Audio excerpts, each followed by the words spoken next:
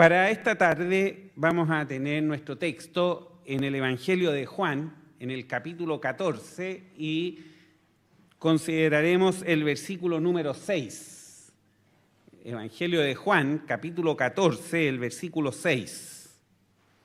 Los invito a que, puestos en pie, escuchen la lectura de este texto y luego nos dirigimos al Señor en oración. Dice así la palabra del Señor. Jesús le dice: yo soy el camino y la verdad y la vida.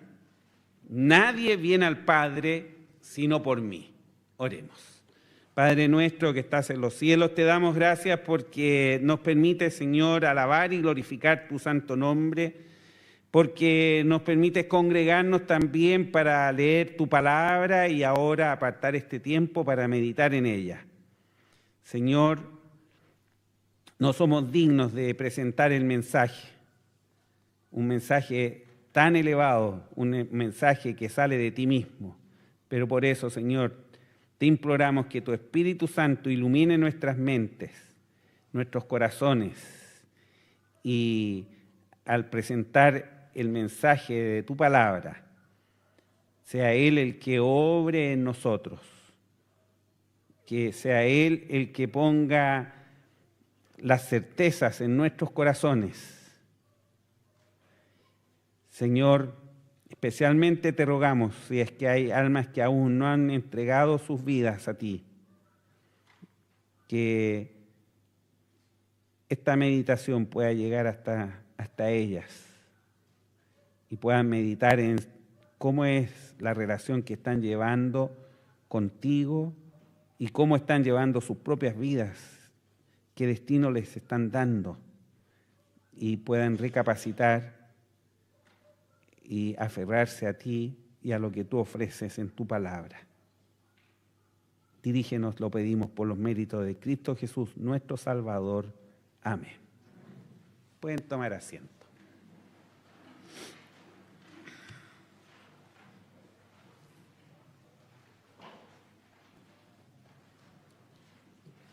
Hay una experiencia que sin duda todos hemos vivido. Hemos emprendido más de una vez un viaje con un destino conocido. Y eso nos hace tomar un camino que confiamos nos va a llevar a nuestro destino. ¿Qué sucede si equivocamos el camino? Por muy convencidos que estemos que vamos a nuestro destino, al final del viaje nos llevaremos una gran decepción. Camino errado. Habremos llegado a un lugar inesperado. Ahora, en el momento que tomamos un camino, tenemos que decir que el destino al que ese camino nos llevará queda sellado, a no ser que nos demos cuenta del error y corrijamos entonces el rumbo y nos haga llegar al lugar ansiado. Esa advertencia en cuanto a llamar la atención del camino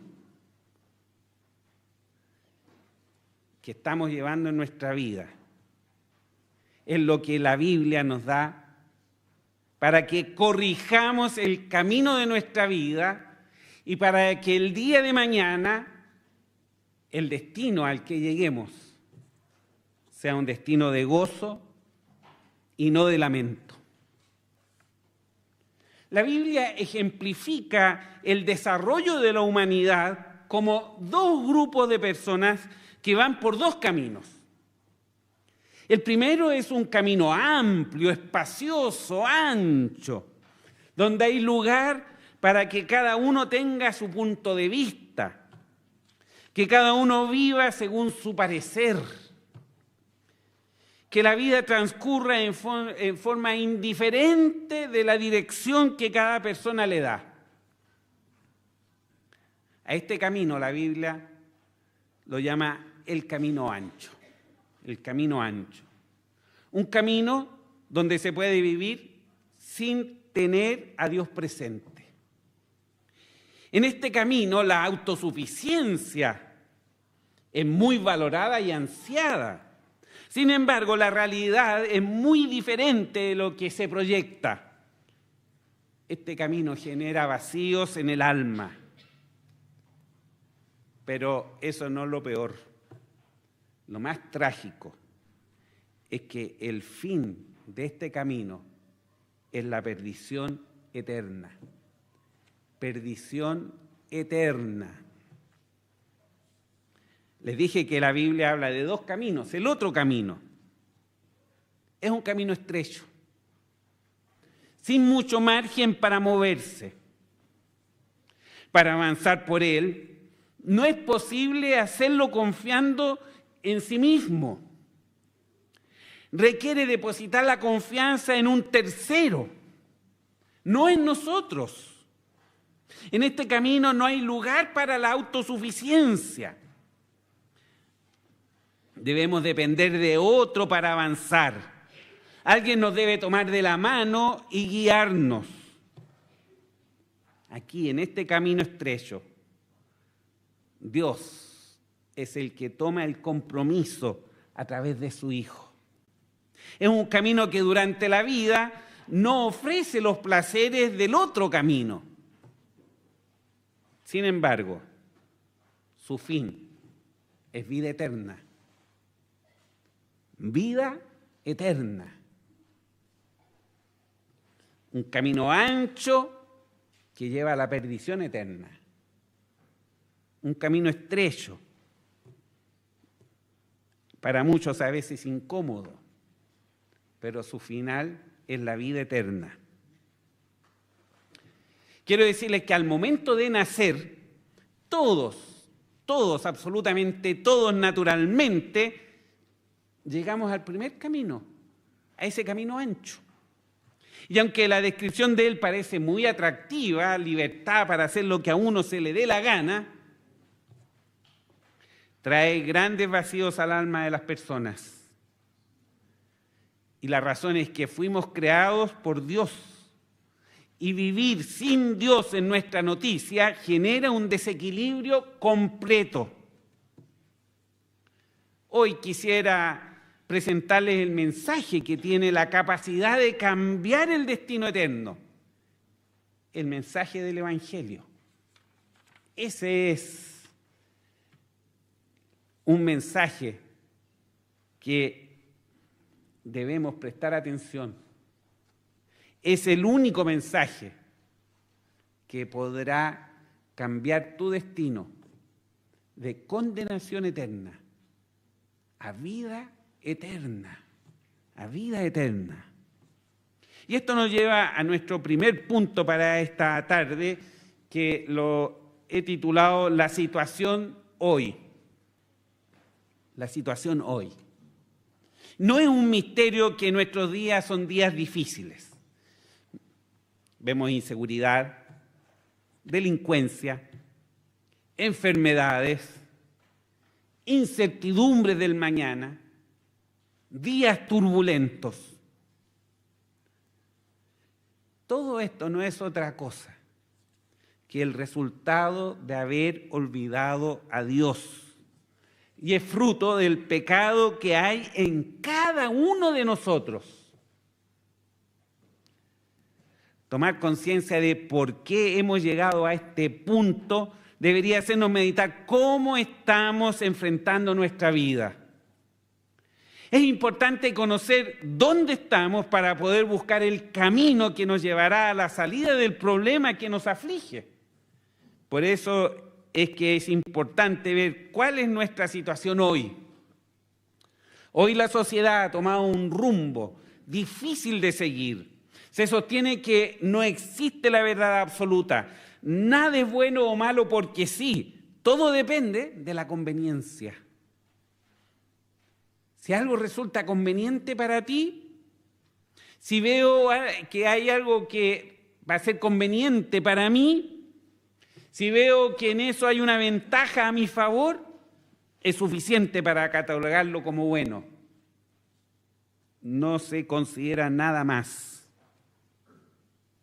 Nos bombardean la mente con mensajes que nos dicen que es suficiente con querer o desear algo para ir tras eso. No importa las consecuencias que nuestra elección pueda tener para otros o incluso para nosotros mismos. Un eslogan que se hace deseable para muchos. Si lo quieres, puedes. Lo vemos en afiches, lo vemos por todos lados. Si lo quieres, puedes. Pero es una falacia engañosa. Es una mentira que perturba a muchos que se ilusionan con eso y con tal de cumplir sus objetivos, justifican cualquier acción.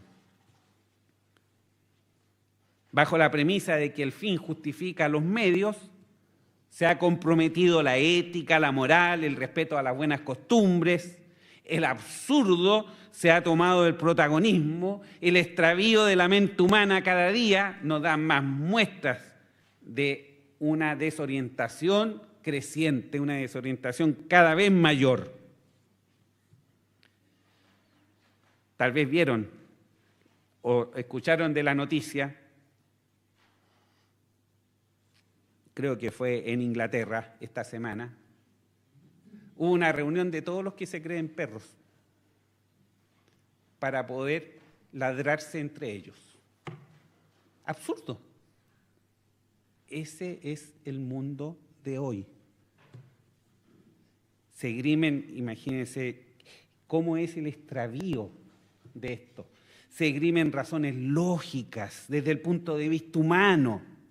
Pero lo que vemos es que han transgredido tantos límites de buen comportamiento que no hay argumentos humanos eficaces para resolver la situación actual.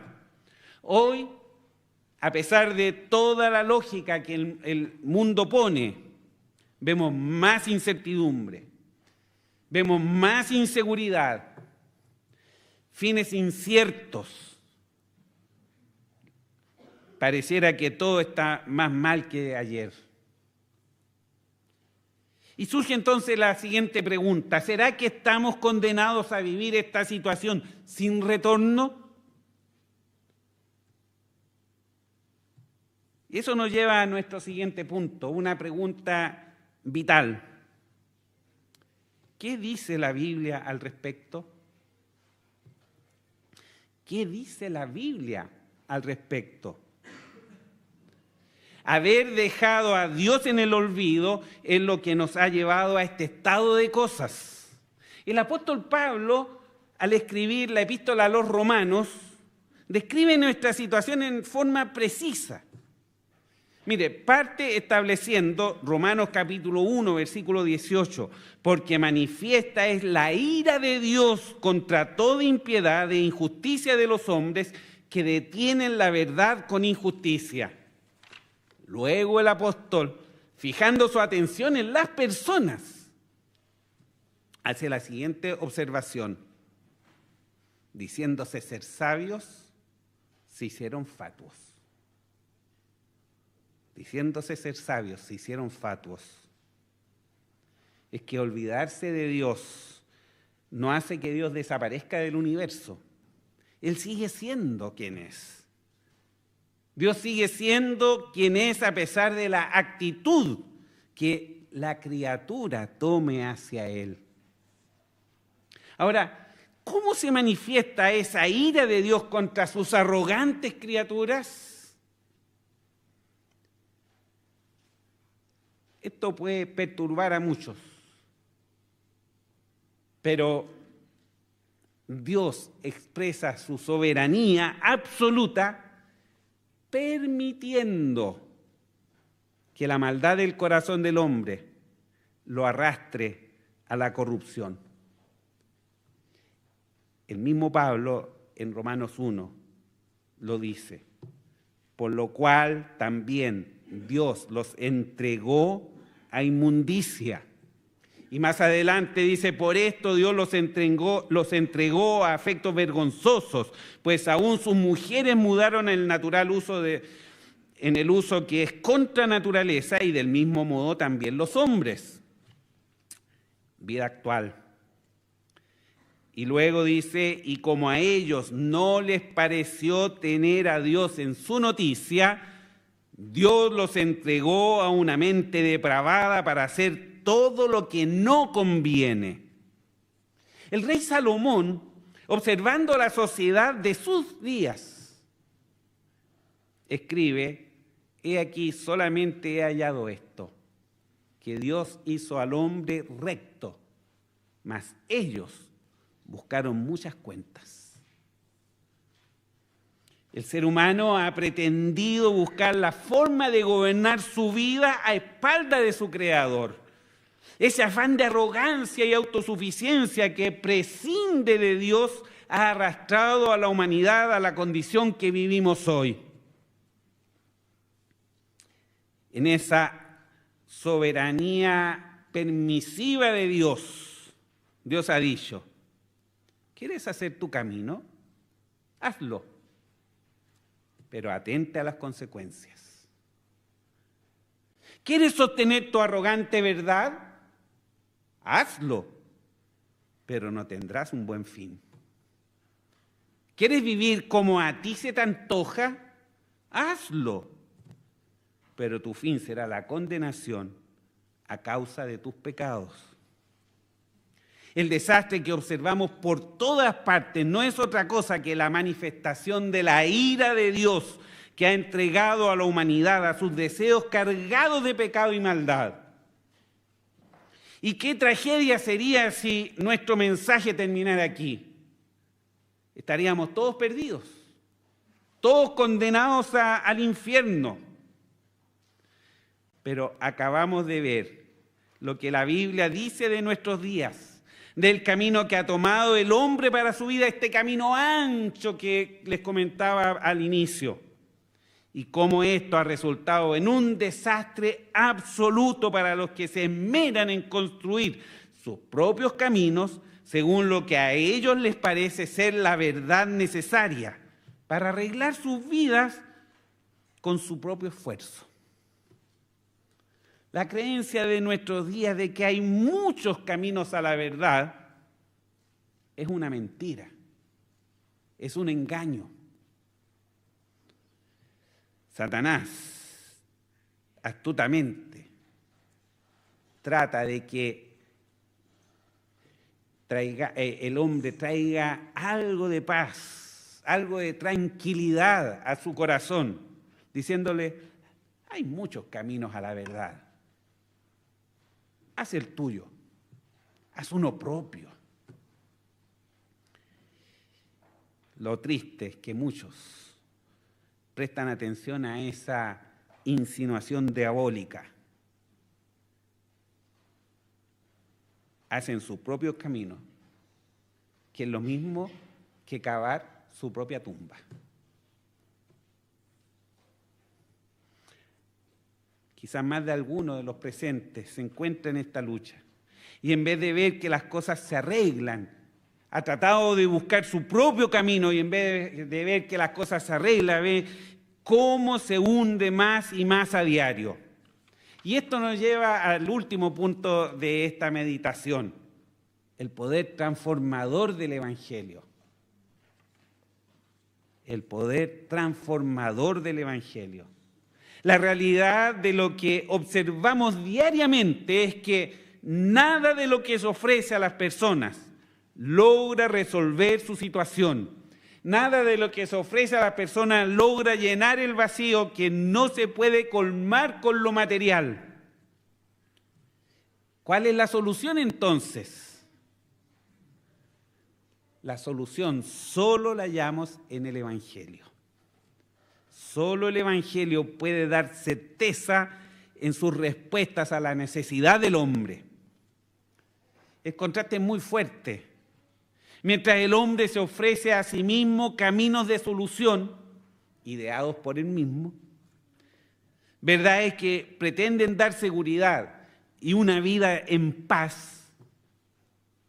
Todas estas ofertas escapan a la capacidad de brindar realmente una respuesta efectiva. Es tan absurda la manera como el hombre enfrenta su vida. Es tan absurda. Permítame recordarle que el profeta Isaías relata la experiencia de un carpintero tallador de maderas. A este hombre le encargaron que hiciera un mueble. Entonces va, corta un árbol, lo trabaja, prepara la madera, hace el mueble. Y después resulta que le quedó un trozo de madera sin usar. ¿Qué hago con esto? Se pone rápidamente y talla un ídolo. Un hermoso trabajo manual. Y después ilustra esto el extravío de la mente humana. Después va y lo adora y le dice: tú eres mi Dios. No es muy distinta la situación del hombre que busca arreglar su vida buscando su propio camino.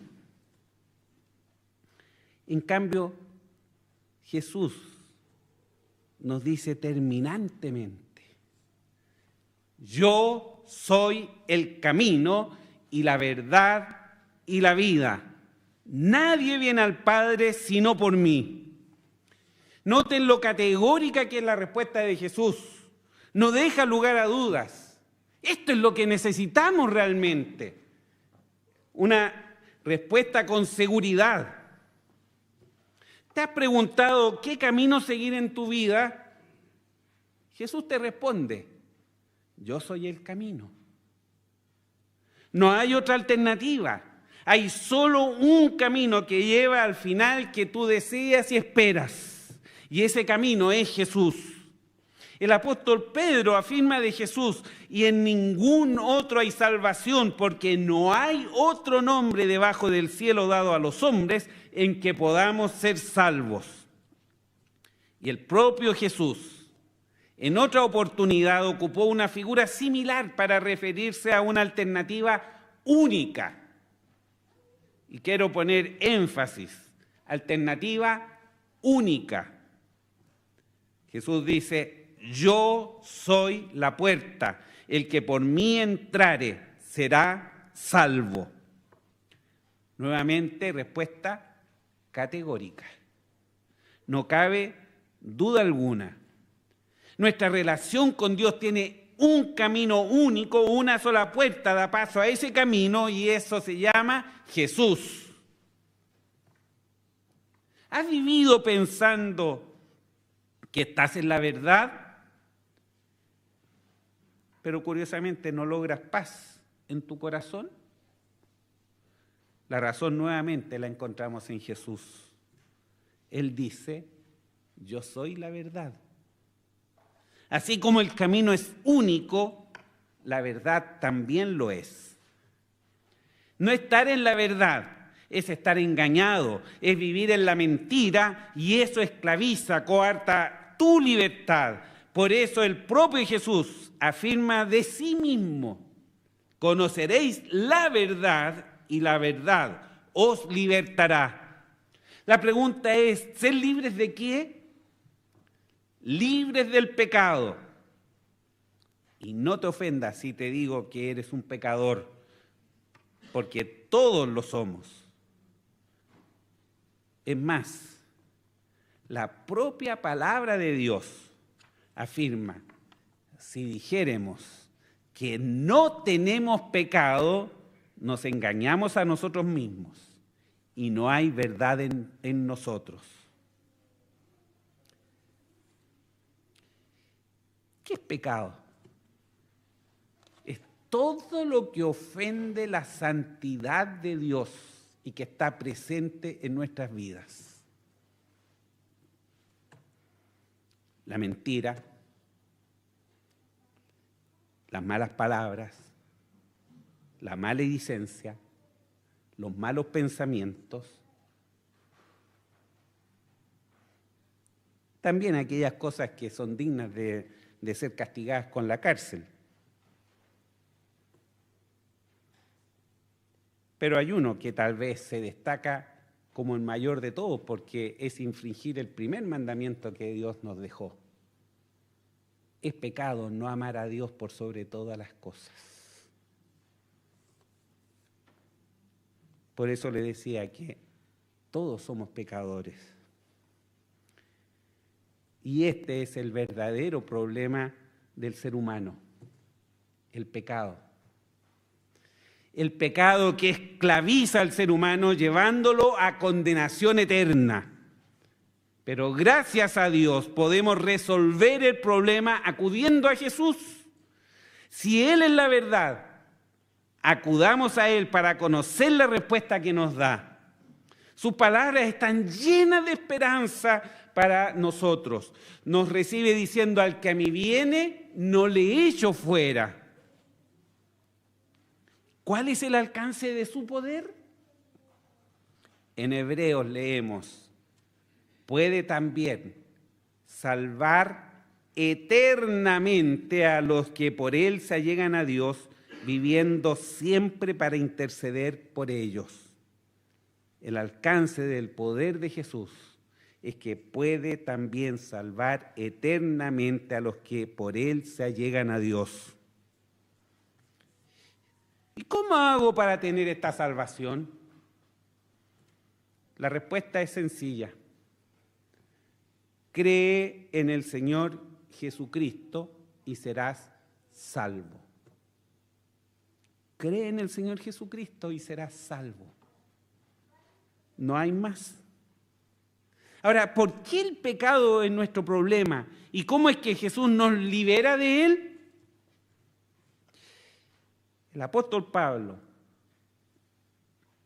en Romanos capítulo 6, versículo 23, escribe: porque la paga del pecado es muerte. La paga del pecado es muerte. La sentencia divina que está sobre nuestra cabeza es condenación por causa de nuestros pecados. Ese es el pago que merecemos por causa de nuestros pecados, la condenación eterna. Pero Jesús vino al mundo para dar su vida por nosotros. Él llevó sobre sí mismo el peso de nuestra culpa. En la cruz, la justicia de Dios recayó sobre su propio Hijo unigénito para darnos la posibilidad de ser librados de la condenación. Es decir, ser librados de ir al infierno. Así de seria es nuestra condición natural. Pero Pablo empieza este texto diciendo: la paga del pecado es muerte. Pero no lo deja ahí. Continúa: mas la dádiva de Dios, el regalo de Dios, es vida eterna en Cristo Jesús, Señor nuestro. Luego que Jesús afirma: yo soy el camino y la verdad, suma una tercera característica: yo soy el camino, la verdad y la vida. Y acabamos de mencionar acá en Romanos 6:23 la expresión vida eterna. Es que eso es, y nada menos que eso, lo que Jesús tiene para cada uno de nosotros. Dice en Juan 10:28: yo les doy vida eterna y no perecerán para siempre, ni nadie las arrebatará de mi mano. Es importante recalcar que la Biblia enseña que solo es posible acercarse a Dios mediante su Hijo, Jesús.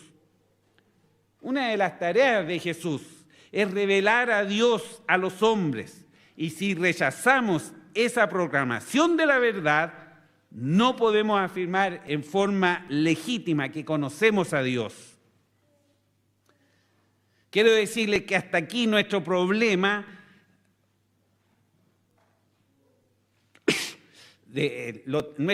lo tenemos resuelto. Si se dan cuenta, toda la solución, de nuestra situación escapa de nuestras manos y por lo tanto todo viene de Dios. La solución de nuestra vida viene de Dios hacia nosotros.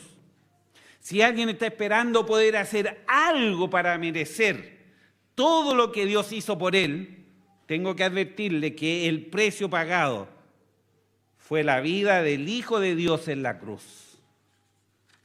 Entonces nos preguntamos, ¿habrá algo que el hombre pueda dar para pagar el precio de la vida del Hijo de Dios, cargando sobre sí todo nuestro pecado? Claramente, considerando que el ser sacrificado fue el Hijo unigénito de Dios, el valor de ese sacrificio resulta infinito.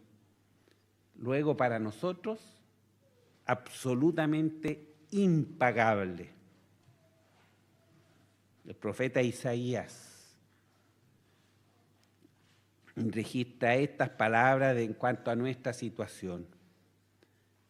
Mas vuestras iniquidades han hecho división entre vosotros y vuestro Dios, y vuestros pecados han hecho ocultar su rostro de vosotros para no oír. Y esto nos lleva a nuestra conclusión. Recordemos que evangelio significa buenas nuevas. ¿Cuáles serán las buenas nuevas que compartimos hoy?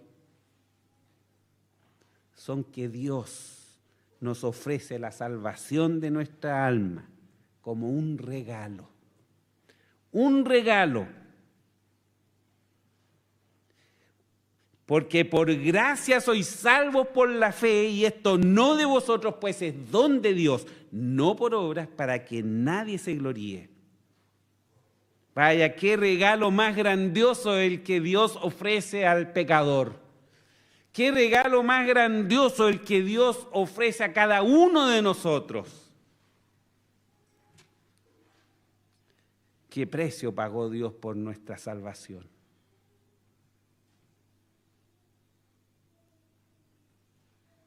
El que recibe un regalo,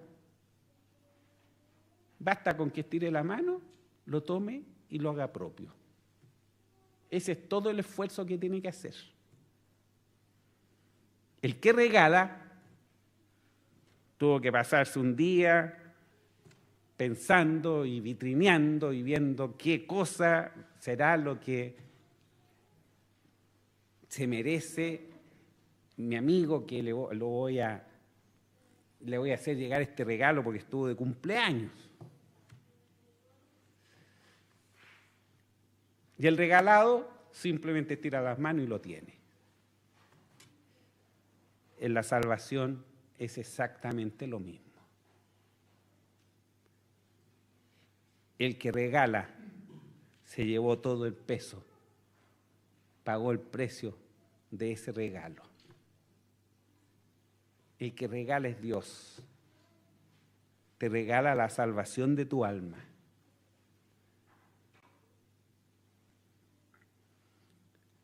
¿Hay pesar en tu corazón al tomar conciencia de que eres un pecador rumbo a condenación? Te recuerdo que Jesús te dice, yo soy el camino y la verdad y la vida. Nadie viene al Padre sino por mí. Él habla a tu corazón. Te invita a que acudas a Él. En Marcos 1:15 leemos, el reino de Dios está cerca. Arrepentíos y creed al Evangelio. El reino de Dios está cerca. Arrepentíos y creed al Evangelio. Este es el letrero en el camino con la advertencia de que vas por el camino equivocado y que debes cambiar el rumbo de tu vida. Arrepiéntete de tus pecados, es decir, reconoce que eres pecador, que tus pecados son una ofensa terrible contra la santidad de Dios, que tus pecados te están arrastrando a la condenación eterna, y cree que Jesús tomó tu lugar en la cruz. Cree que Jesús murió por ti en la cruz. Entonces, con un corazón sincero, puedes proceder como lo señala el apóstol Juan cuando escribe en 1 de Juan 1:9, si confesamos nuestros pecados, Él es fiel y justo para que nos perdone nuestros pecados y nos limpie de toda maldad. Fíjense aquí un detalle y con esto terminamos. Si confesamos nuestros pecados, Él es fiel y justo para que nos perdone nuestros pecados y nos limpie de toda maldad. Debes ir a Dios en oración y entablar una conversación como si estuvieras con un amigo y decir: Señor, reconozco que soy un pecador, que te he ofendido con mis pecados. Confiesa tus pecados a Dios. Él es fiel y justo para que nos perdone nuestros pecados y nos limpie de toda maldad. Y les recuerdo esta invitación de Jesús: venid a mí todos los que estáis trabajados y cargados, que yo os haré descansar. Venid a mí todos los que estáis trabajados y cargados, que yo os haré descansar. Recuerda, Jesús te dice a tu corazón: yo soy el camino y la verdad y la vida. No sigas divagando, buscando. Aquí está la solución de tu vida. Aquí está la solución que traerá paz a tu corazón. Oremos. Padre nuestro que estás en los cielos, te damos gracias porque ante la inseguridad que el mundo ofrece, ante la condenación que por causa de nuestros pecados merecemos, nos encontramos con que tú nos invitas a acudir a ti. Te damos gracias, Padre Celestial, porque mientras el mundo busca una verdad, tú nos ofreces la verdad. Te damos gracias, Señor, porque nos ofreces la vida, porque nos señalas en tu palabra cómo podemos hacer para resolver nuestra situación de perdición. Gracias, Padre Celestial, porque mereciendo la muerte nosotros, enviaste a tu Hijo para que nos sustituyera y ocupara nuestro lugar. Gracias, Señor, porque enviaste a tu Hijo a morir en esa cruenta cruz y cargaste sobre Él toda tu justicia en vez de cargarla sobre nosotros. Señor, los que ya somos tus hijos, nos estremecemos al darnos cuenta de todo el bien que hemos recibido de tu mano. Pero también en este momento imploramos especialmente por aquellos que aún no te conocen, que puedan comprender el mensaje que dice: cree en el Señor Jesucristo y serás salvo. Obra tú en los corazones. Confiamos en lo que tu palabra dice, que ella no volverá a ti vacía. Haz la obra, Señor. Lo imploramos con toda humildad, confiando en que tú aún estás dispuesto a salvar a los pecadores. Y lo pedimos todo por los méritos de Cristo Jesús nuestro Señor. Amén.